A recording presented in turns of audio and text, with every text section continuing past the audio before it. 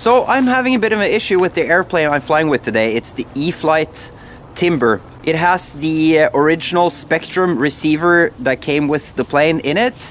It's the Spectrum AR636. And what seems to happen is that most of the time everything works flawlessly. I'm not having any issues. But sometimes the system won't fire up when it's cold. And specifically what seems to happen is that the bind light won't come on the receiver. So for some reason the bind process is sort of not retained when I switch everything on and it's super cold outside. Now sometimes it works even if it's cold, it's just sometimes. What I've sometimes done is try to rebind. So I go through the bind process with the bind plug, and then I hold in the bind button on the transmitter, and everything seems to work flawlessly, and the transmitter is even telling me bind complete, everything okay, but I'm still not getting the bind light on the receiver.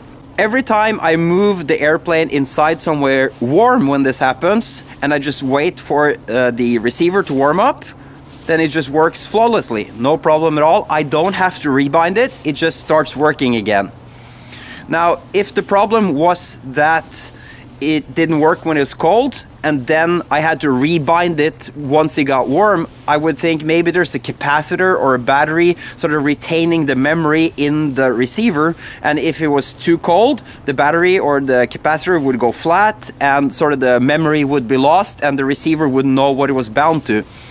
But the problem is it just doesn't work when it's cold. Once it gets warm, everything's back to normal without rebinding. So I don't think that theory would hold up. If you do have any ideas as to what might be the problem, or suggestions as what I could do to rectify the problem, please leave me a comment in the section below the video. And if you do like this video and some of my other videos, please do like and subscribe to my channel. That would really be important to me. Thanks for watching. Bye bye.